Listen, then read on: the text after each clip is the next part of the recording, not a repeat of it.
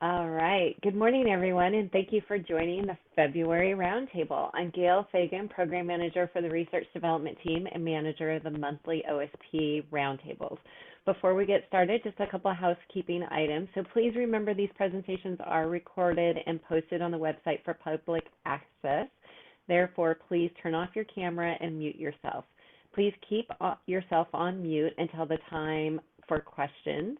And if you do have a question during the presentation, go ahead and raise your hand or use the chat feature, and we can stop the presentation and get to your question. And we'll also have an opportunity at the end of the presentation for questions. I do have a list of everyone who has sent me an email for RACP credits thus far.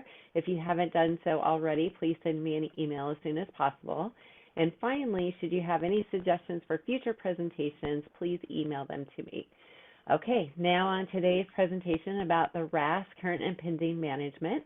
I'll let our presenters, Chris and Carrie, take it away. Thank you so much, Gail. Hi, everyone. My name is Carrie Suskind, and I am the project manager working with the Research Administration Support System. And presenting with me today is Christine Ashdown. Chris, I'll let you introduce yourself. Hi, everybody. I am Chris Ashdown, and I am currently working with the RAISE group as a functional support analyst. So I help all of you work through some of your problems in using it. And in a past life, some of you may have known me as a grant and contract officer and team leader in OSP. Thanks, Chris. I'm going to go ahead and share my screen. All right. So can everybody see PowerPoint? Chris, can you? Okay, great. Thanks so much. So we're here today to talk about the Research Administration Support System, which is RAS. And most of you are familiar with the system. It's the system that we're using now as a replacement for the Form 10 to submit proposals for routing through your units and then over to OSP for ultimate submission to the sponsor. And then it's also the system we're using to capture the award information and distribute that award information out to the units and to the PI, and to manage the award information in terms of making change requests. In addition to that, it's the system we use for subawards and requesting subawards as part of your award, as well as non-financial agreements. If you're not familiar with RAS and you'd like to learn more, I'll have some contact information at the end, so we'd love to hear from you. We can schedule some training sessions, give you an overview, and that sort of thing. So just please reach out, and that contact information will be available at the end of the slides. So what specifically are we going to be talking about today? We're going to go through just a quick update on our RAS roadmap and what the future functionality of the system is going to look like. And then we're going to go in the details of a new feature that we're going to be releasing shortly, which is our current and pending management. And then Chris is going to walk us through some other enhancements that are coming with RAS in the near future, and then we'll open it up for questions and answers. So our roadmap, last time we met, we went through the roadmap for RAS. So this past year, we launched RAS, initially replacing the sponsored portal for award information. So we first launched for awards using RAS for reporting, for capturing change requests for awards. So if you needed to do a no-cost extension, for requesting subawards. And that was launched in the spring of last year. And then in the summer of 2020, we launched RAS replacing the Form 10 for submission of proposals, again, routing that through your units for signature and then over to OSP for ultimate submission to the sponsor. Along with that, we are replacing our non-financial agreement form with the system. So also the creation of non-financial agreements requests over to OSP for processing of those agreements. Our next launch is going to involve some features around current and pending management, and as well as some additional features that Chris will be talking about. So that's coming up here by the end of the first quarter. And then following that, we're going to be updating RAS to include some tools so that you could create your proposal budget within the system. And the system would have all of the details regarding rates that should be used, and would do those calculations that you currently may have built into an Excel workbook. Basically, RAS would have the capability of allowing you to develop the budget directly within the proposal in the system, and then route that over to your units, and then you could print that budget out to be included as part of your proposal submission to the sponsor. So that's coming up in by June of 2021, so quarter 2. So that's sort of the high level view of some of the features that are coming in RAS. So current and pending management, this is the topic of the day. We have been working with many of you across campus to capture information about what problems you currently have with managing current and pending, and how we could develop the system to help manage some of those problems. And so we appreciate everybody's time that contributed to giving us feedback about current and pending management, and how we could use RAS to help better manage that. So some of the things that we heard is that there's a lot of time spent on managing current and pending data, a lot of manual repetitive data entry. So that's one of the things that we were looking to solve with current and pending functionality in the system. We also heard some feedback about not having accurate data, or the data quality wasn't that great for the processes that you have in place for managing current and pending. And probably the biggest thing that we heard as we captured some feedback on current and pending management is that many of you have developed your own systems. So you have your own processes for managing current and pending. You have old templates saved out there, you use those and bring those up again, and then have to re-enter the data, and you don't have a good way to capture that data. So one of the primary goals that we're trying to solve with the current and pending management in RAS is to eliminate the need for shadow systems.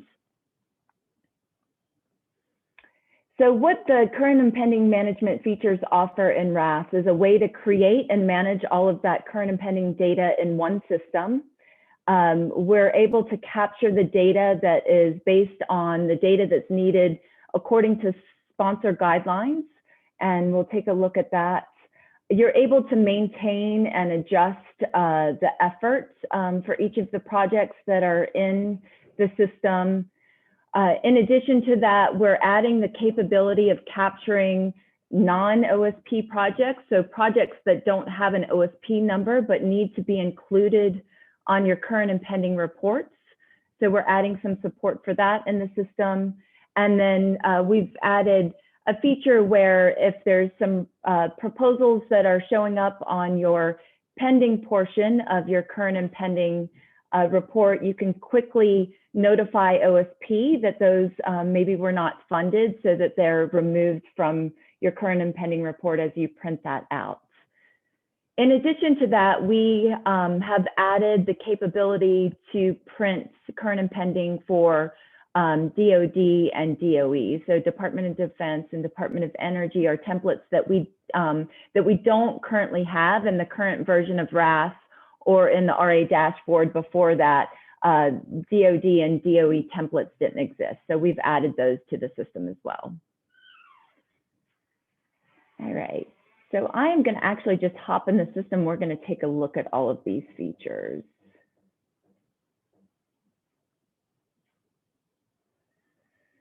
So hopefully you all are familiar with the screen. I'm currently logged in, and when I log into RAS, it drops me into my search sponsored project screen. And this is where I could search for projects in the system and see all of those that I have access to. I can filter those projects based on PI. So I've got a demo PI out here and I could search, and then I go from 523 projects to just a handful for that PI. So this is our primary sponsored project search screen in the system.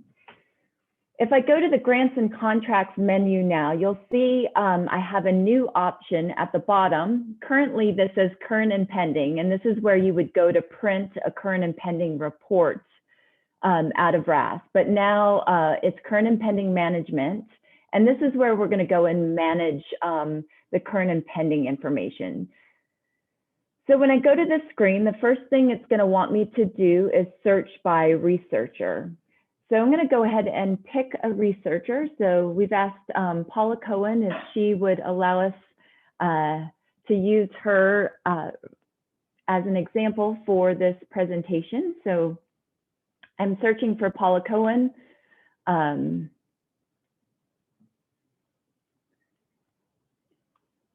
And once I do that, you see it loads the information that it knows about Paula Cohen and her current and pending information.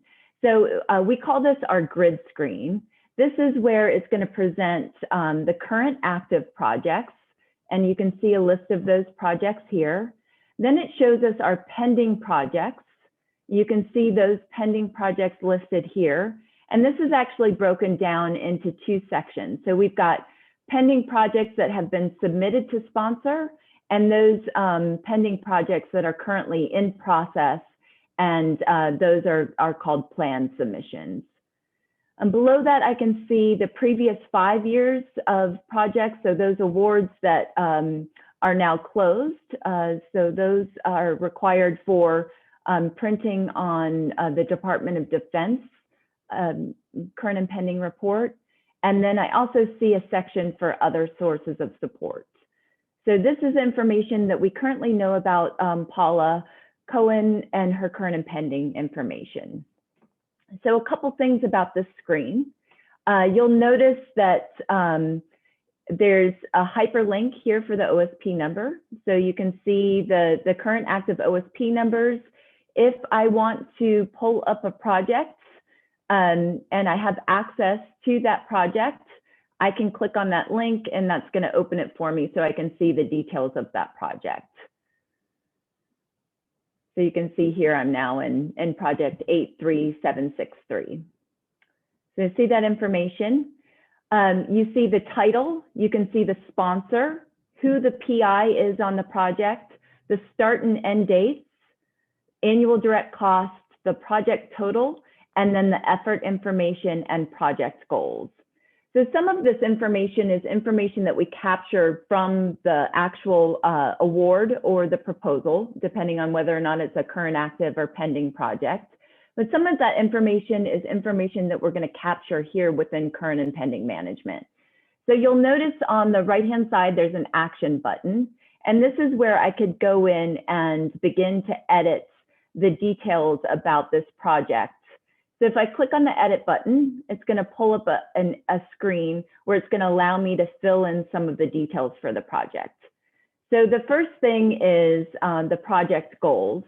Project goals is a new field that we've added to a proposal submission so that as you begin building these projects in the system, you can start to capture those project goals. For this project, because it was an older project, we don't currently have the project goals listed in the project itself. And therefore, you can see it says project goals are not specified on this project. However, because I need this information for my current and pending report, I can add project goals right here, or I could override what the goals were that were in the project by just typing in here. So I'm just going to add project goals that are captured here in the current and pending report.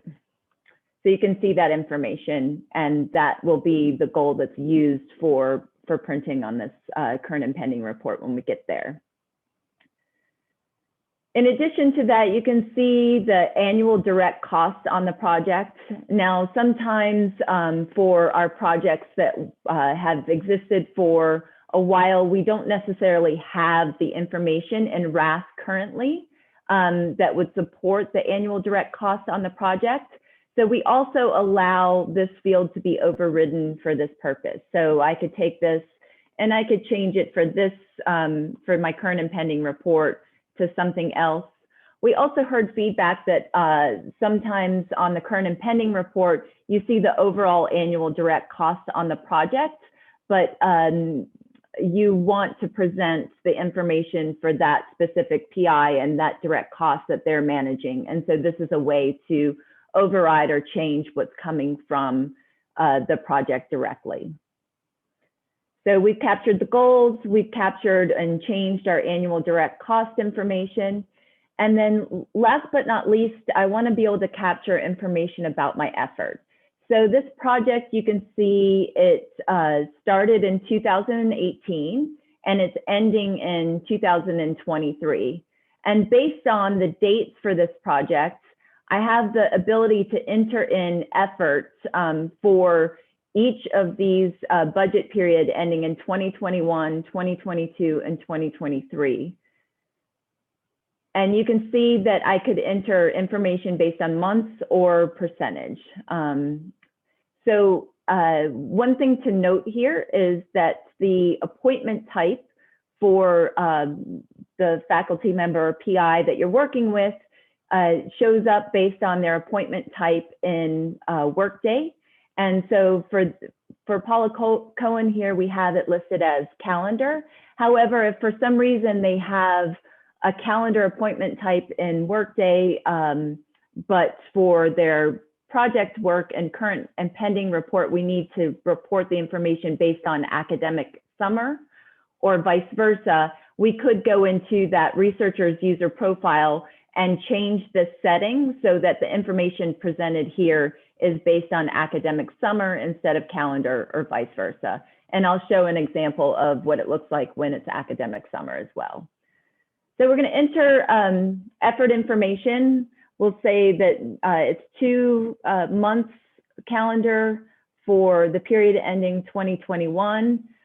You'll notice once I move off of that field, it calculates what percentage that is of effort, or I could do the reverse and type in the percentage and the system will calculate the months.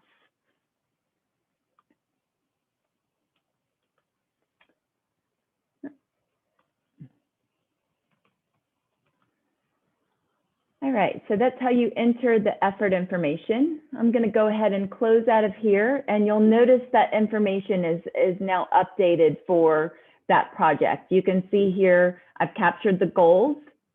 I've got my percentage of the current effort, both in months and percentage, and this is based on the calendar effort. And then I've got the direct cost that I changed, and the rest of the information comes from the project itself. So that's how you would capture the effort information. Now, the key to this is once we've captured this information, the system's going to maintain this information. So as it changes, we can come in and edit it. But basically, once you populate the information, it will be there for whenever you need to print the current and pending report. So I'm going to go down to the pending projects. So these are projects that have been submitted to the sponsor, but they've not yet been fully awarded. And you'll notice that I have 2 action buttons on the right-hand side. So one is I could go in and edit the information just as I did on the previous project. So you can see that I can put in the project goals. I can change information in the effort here. So I can type that in and it'll calculate just as it did before. You'll notice that it shows up to 5 years of effort information, and that is by design because that is the latest requirement for printing of NSF templates, is to capture 5 years worth of effort. So in addition to that, I have this other action, and this is where I could look at my pending projects that were submitted, and maybe I'm aware that one of these projects is not being funded by the sponsor. So I can quickly just click this button. This is set to not funded, And when I do that, it's telling me that it's going to send a notice over to OSP to let them know to change the status of this proposal to not funded. And in addition to that, it's not going to include this project when I print my current and pending report. So when I do that, you'll notice that the screen's going to change slightly here. And you'll see that where it shows the direct cost and the effort, it shows now as not funded. So the result of this is a notification went to OSP to let them know to officially change the status in the system. In addition to that, it's removed this project from printing on my report.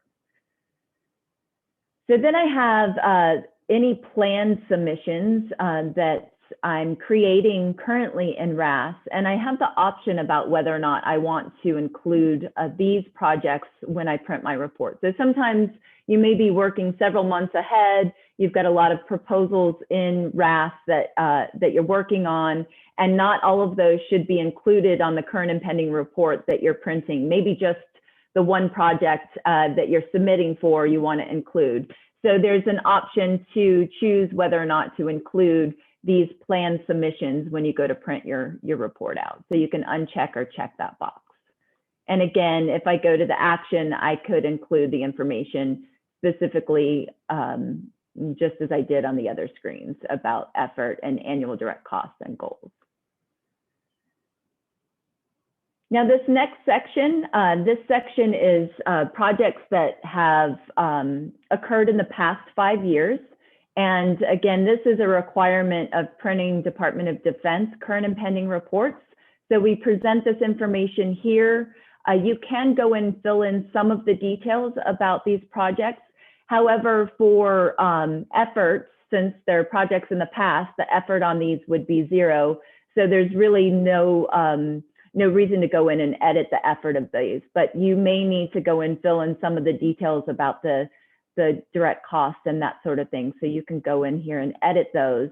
And again, these will only show up on the Department of Defense template, as well as our Cornell standard template, which is just a way to print this data that we're seeing in this grid out.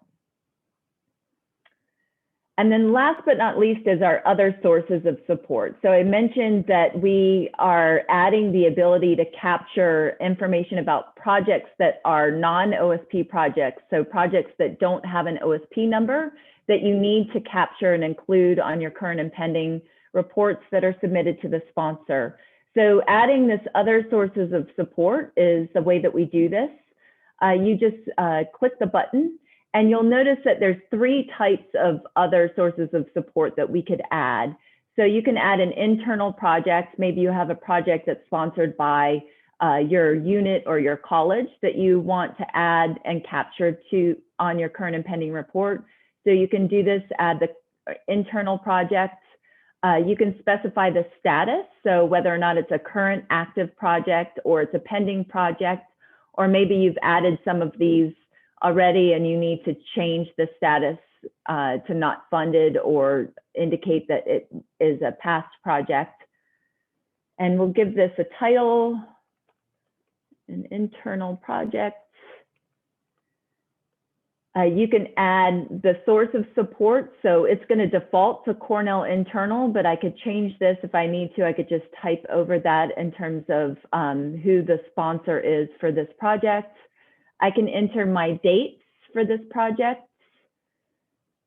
We'll just make it a couple months here. The amounts, and as well as the project goals. So I can enter the details of this. And then I'm going to go ahead and save this. It does require that I save it. And now that I have this internal project out here, I can go in and enter the effort for this project.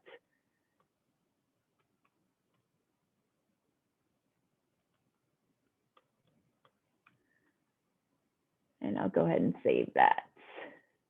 So you can see that. And for the other sources of support, we also have the option to decide whether or not we want to include them when we actually print out our current and pending report.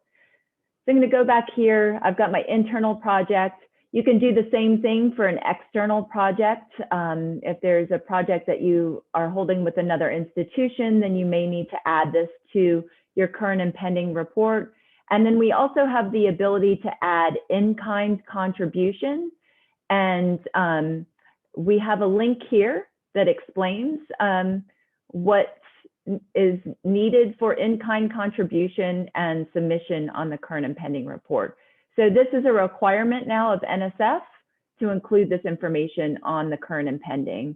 So there's information here on our research services website, and then you can add those details here as well. All right, so now that we have all of the information built into our grid, you can see at the top, we have different sponsor formats in which we can print this information. So I can choose to print this out in the Cornell standard format. Let me just change something real quick. All right, I need to share my full screen. So I can choose the Cornell standard format. So we'll take a look at that first. Once I pick the format at the bottom, you'll see I have the option to print the current and pending report. So I'm going to go ahead and click print. The Cornell standard format opens up in a CSV file, which opens to Excel. So you can see all of the data that I had on the previous screen. You can see the investigator, the net ID, the OSP number, the title of the project, the sponsor information, as well as the sponsor's project ID. If it's a flow through or pass through sponsor, you can see that information, the dates and dollars, as well as the goals that were captured here as well. So you can see all of that detail, the effort and the percentage. So this is just a way to capture the information that was on the screen. If you need this information to input into a current and pending format, maybe in Science CV, for example, then you can download the data just by printing out the current Cornell standard current and pending report. So we've added all of the details that we're now capturing here to the Cornell standard. But in addition to that, we have templates available for NIH, USDA, DOE, and DOD. And we also have a template that we're working on that is currently under testing for NSF. NSF recently changed their format so that the current and pending information needs to be built into a PDF template that they supply. And because it's very specific, we are in the process of testing whether or not we can actually create that, that PDF. So this one I'm just going to put an asterisk next to and just let you know that it may not be available just depending on our testing. So I'm going to go to NIH. We'll take a look at that. I'll print that out.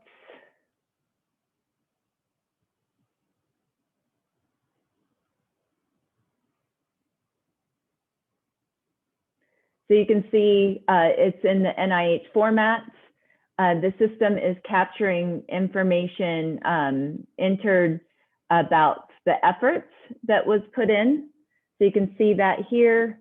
You can also see that the goals are captured here in this template. So we did have the NIH format before, all of that printed, but of course we didn't capture the goal information or the effort previously.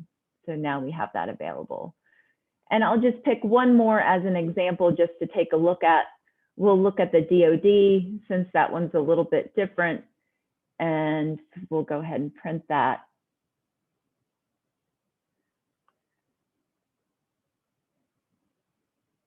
So the formatting's a little bit different. You can see all of the information that's captured there.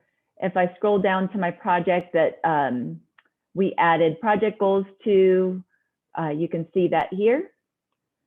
And then the one thing that's different about the DoD is it's also going to include current, pending, and then the previous support as well. So you can see those projects that were listed in the previous 5 years.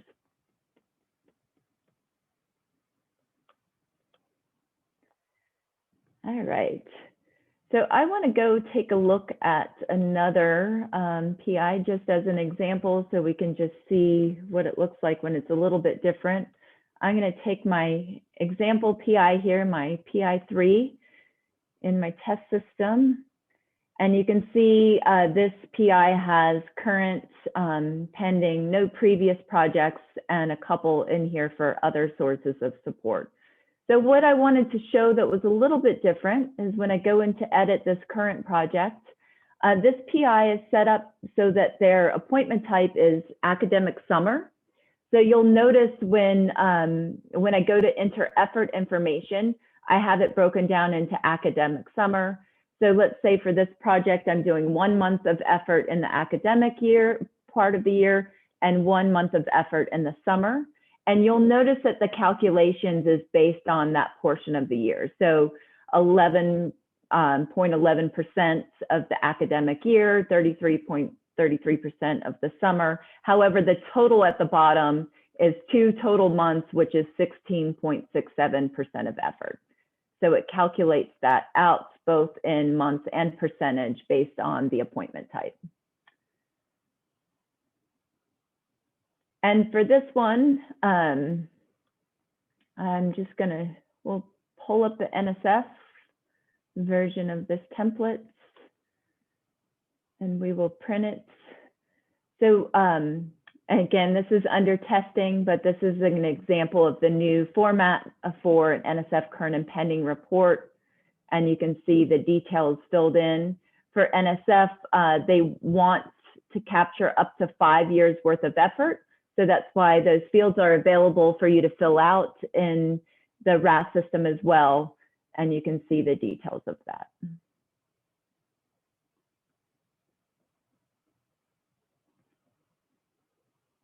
All right.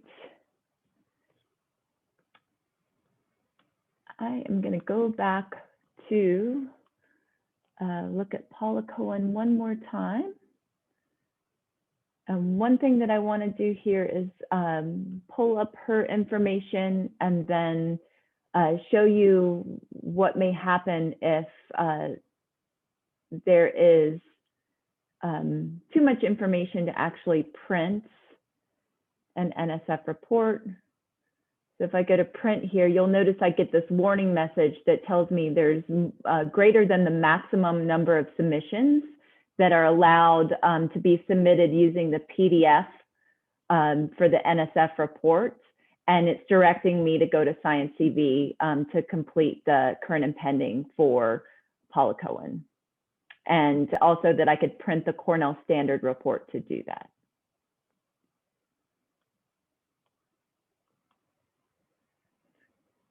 All right, are there any questions? Chris, did you see anything come through on the chat? So we had just one question, and it was basically, I can't see this yet. I just want to make sure people were aware that this has not been released yet, and it's coming soon. Yes, yes, thank you. So yes, we are currently in the testing process of this. This is our test version of the software. So we have been, Allie Rooks on our team is our lead tester, and she has been busy testing this over the past month or so. We've got a couple more weeks to a month of testing left. And we expect this to be out and available by the end of March at the latest, but probably a little bit sooner. So that's our timeline is we plan to deliver this in the first quarter of 2021. So we seem to be on target with that. And again, we appreciate all the feedback and input that folks have had in this process. It's really helped us understand the needs and really understand clearly what we're testing and making sure that the functionality is working well before we get it out there. Couple more questions, Carrie. Are we considering other sponsors such as NASA as templates? So we can look into other sponsors and their requirements and look at adding those as templates in future releases. but for this current release that's coming out in March, we added the two, in addition to what existed today, we added the DOE and DOD. So we can consider other templates for future releases, but not in the March release. Next question is, will PIs be able to enter their own effort, or is this up to the research administrators to do that? Yes, PIs have access to RAS, and they would have access to enter their effort information directly using this current and pending management tool. So it is available for the PIs to enter their information. It's also available for RAs to enter that information for the PIs. So that's one of the things that we are currently working on, is testing the access to make sure that the appropriate people have the right access to edit the current and pending information in this tool. Next question is, if for those projects that have multi-PIs, typically they're only entering the dollar amount applicable to that PI.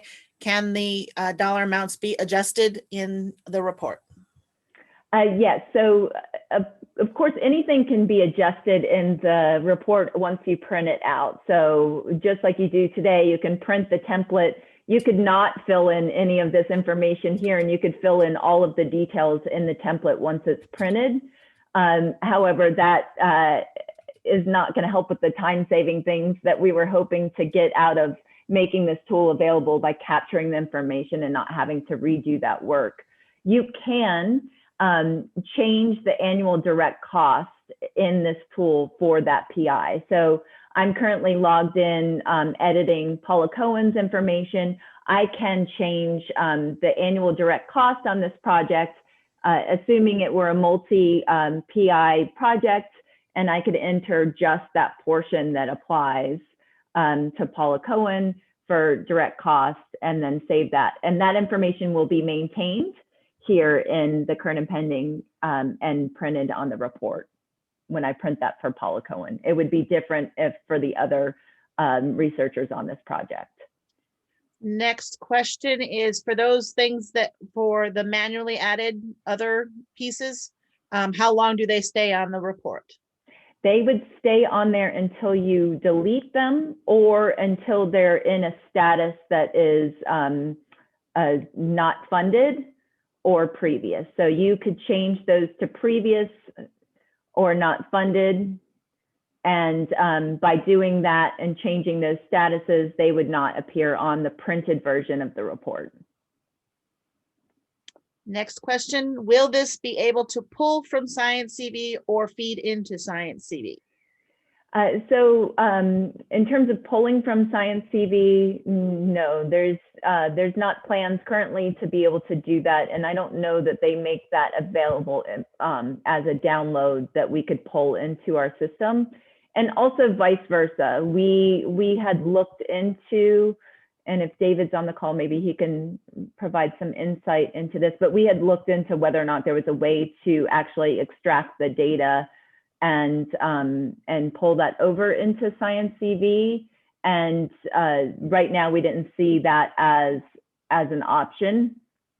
So you can download the Cornell standard format, and that's just an easy way to be able to, get the data out of RAS and then review that data and input it.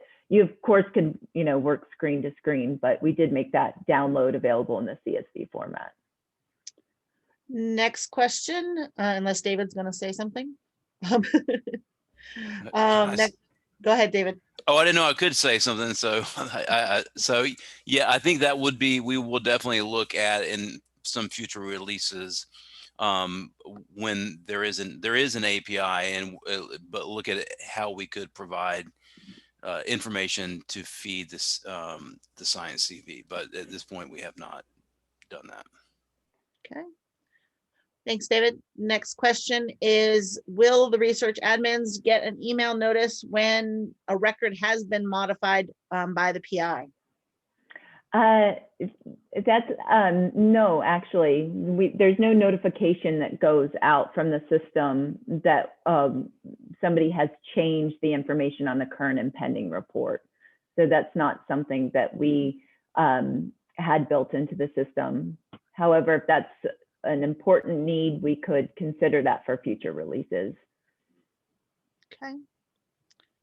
Next question is, sometimes sponsors request project total costs instead of annual direct costs. Can we choose which should show for a particular project?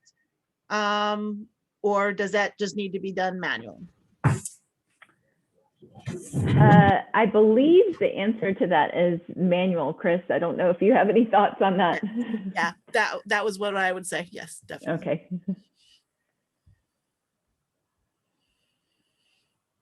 Is that it? I think that's all I've got so far. All right, I'm going to hand the screen over to you. All Thank right. you so much, everybody. All right. Make sure I get the right screen here. Can you guys see RAS? Yes. Okay, good. Rather than all my sticky notes on my desktop. All right, so what I am going to show you today are some of the additional features that are coming in our upcoming releases. To be exact, 3 different ones. There are additionals coming that may be related or otherwise included in that release. But we thought the 3 that I'm going to present today are probably most interesting to those of you in our departments. So the first one I'm going to point out is you may have noticed if you're using RAS for proposal development and submission and routing that in your workflow and history table, you see the various approvals that need to be done by either your department chair or your attestations or a dean approval, depending on what is being provided in your proposal and those approvals that may be necessary based on the rules that we have set up. However, we have found that in addition to those approvals that may need to be added or requirements that need to be added for a particular project by the GCOs, the department may need to do that. And a couple examples for that would be if you are in a center and you're in the research division and you're applying for something with less than full indirects, or in the College of Arts and Sciences, less than full indirects, that level of that F&A rate that is not our full rates would need to be approved either by the college dean or the division director. So until this release happens, right now the GCOs have to add those requirements. But in the upcoming release, we are going to allow our department RAs to add a requirement. And you'll see a button that is in workflow and history. You then can put in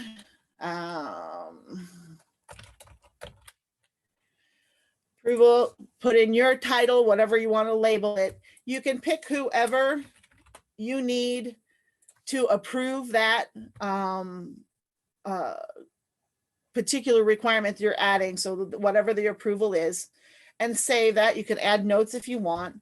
And then you'll notice that that requirement gets added to our workflow and history table. And you'll note that it shows as not ready yet. I also added a PI eligibility. That's another area that would be potentially needing additional approvals beyond your chair approvals and your attestations that normally add to the project as it's routed. So once we have the requirements added that we want to have routed, when you submit that project, you'll note that these become ready to review or ready to start, excuse me.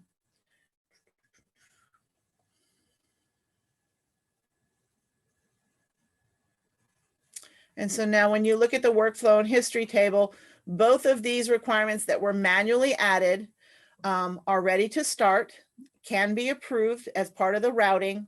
And for those of you that have been already experienced the addition of manually added requirements by the GCOs, There will be emails that go out with these as well. Currently, there is not an email that is generated for a manually added. So the email will go out and your users will get to see that. So I'm just going to quick switch over to our dean that is going to do our approval.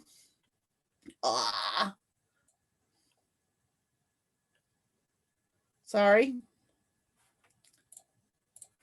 Got to take another step first.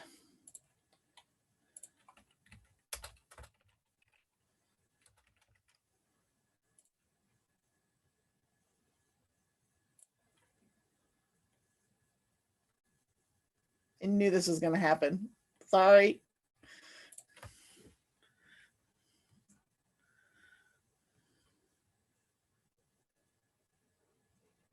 Well, while I'm waiting for that to come through, because apparently that's not going to come through right now, I will continue on here. Of course, I'm sitting in a very bad place in the house.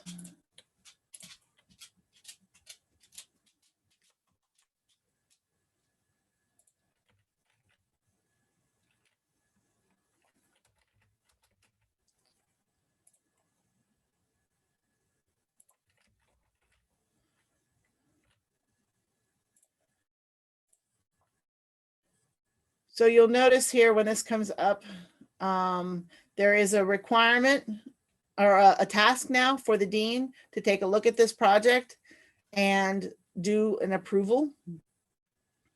And they will get their approval form and they all just click approve and we are all set with that approval and routing. So they can then look at the project and look at whatever they need to do for their approval. And you'll notice that that now is completed by the dean. So that can be used for things like PI eligibility, any other additional approvals like F&A rates and those types of things. Those can be added at the discretion of the department RAs as necessary. The next feature I would like to show you is the ability to add sponsor contacts to our non-financial agreements. Right now, we don't have a place for that, and that is a critical piece that's necessary when the GCAs and the GCOs in OSP are trying to get an NFA in place. You know, who is the person that or people that need to be contacted. So once you add a sponsor,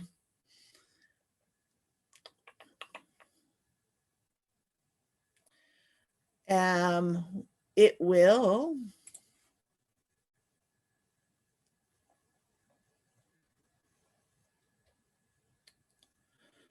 I do not know what just happened here. Oh, I know why. Darn it. Sorry. I switched to the dean and he then took over my other project record.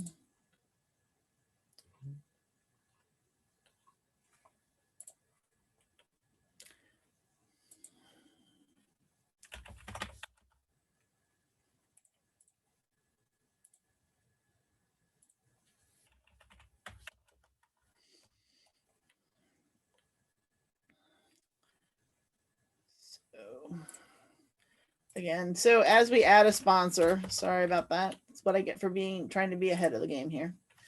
You'll notice that a field shows up for add sponsor contact. And here you can enter, they'll give you a suggest list of types of contacts. You can select one of those, or you can say,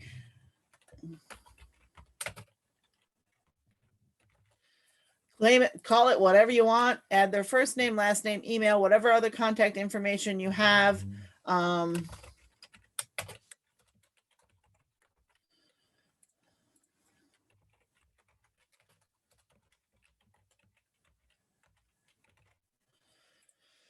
when you save that, it creates a table of contact people. So that's information. And again, it's critical for being able to do the work to get this agreement in place, to have that information. So along with that little piece of information. We do want to encourage folks to continue to use RAS to start non-financial agreements. Again, you would have a drop down here that would include create non-financial agreements, and that is for material transfer agreements, non-financial agreements, data use agreements, NDAs,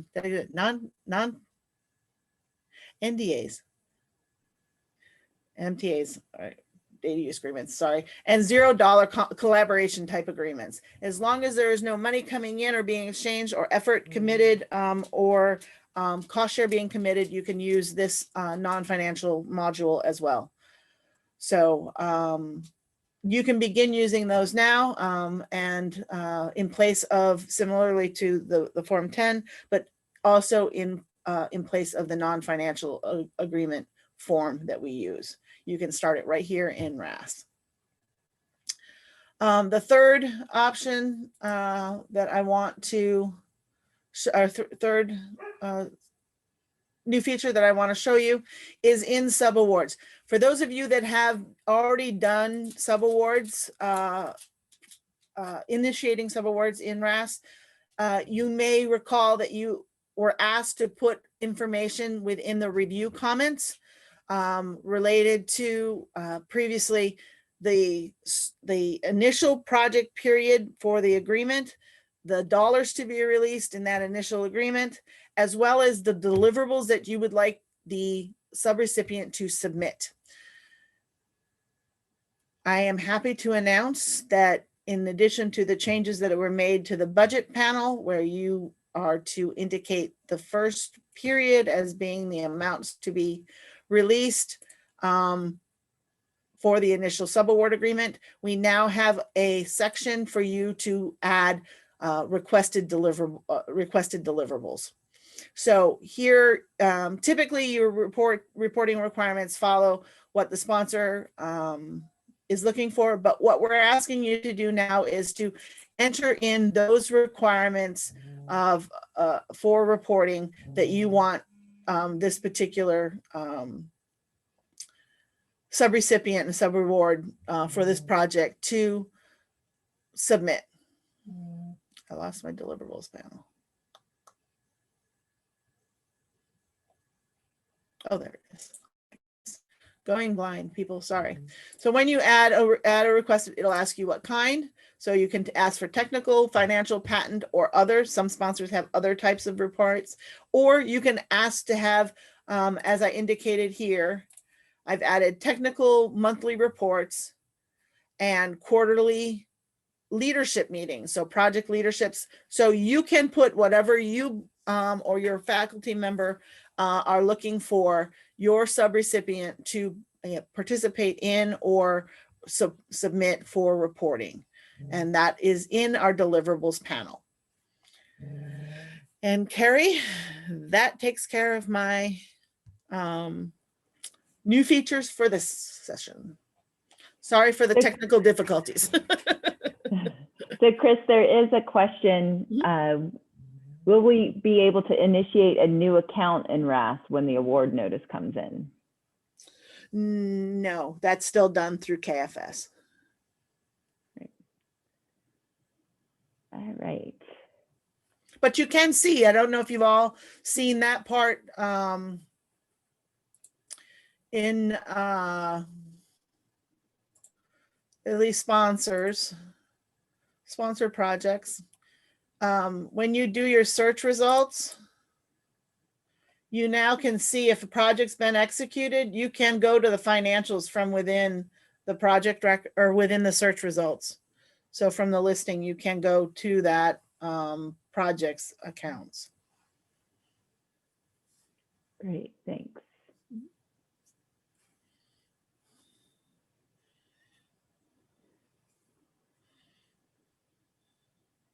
Okay.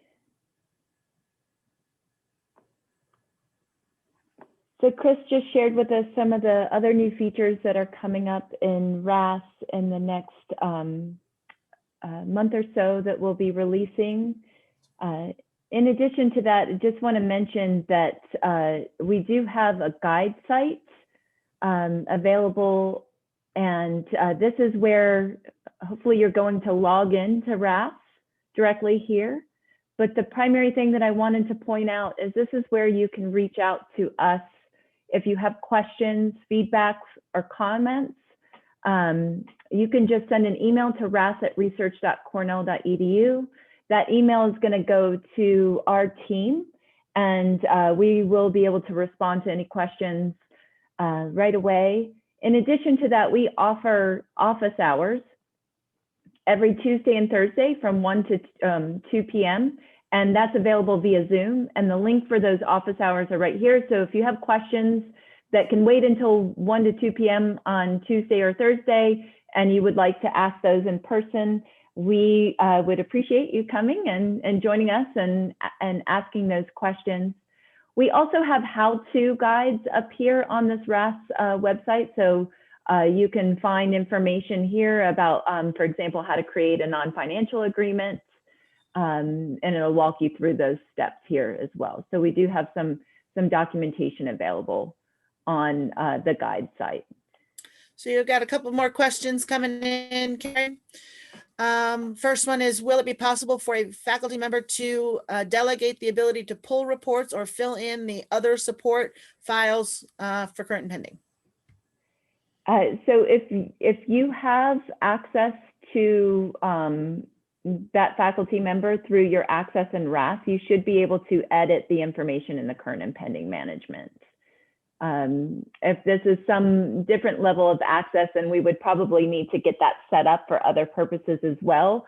And if you're unable to do that, I encourage you to reach out to us at that ras@research.cornell.edu address. And is there an update on having multiple people in the record trying to do approvals? Yes, so that is currently under testing as well.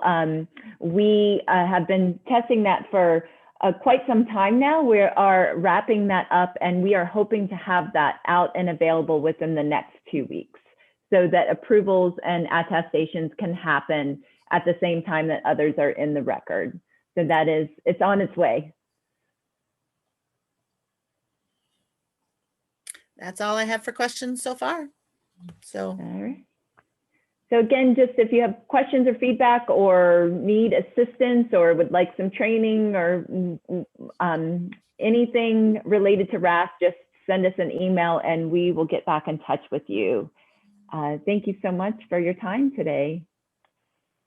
All right. Thank you, Carrie and Chris. And everybody, next month, our OSP Roundtable for March will be export control. So look out for some more information. And if you have any suggestions for future roundtables, please send me an email. All right. Thank you. Bye.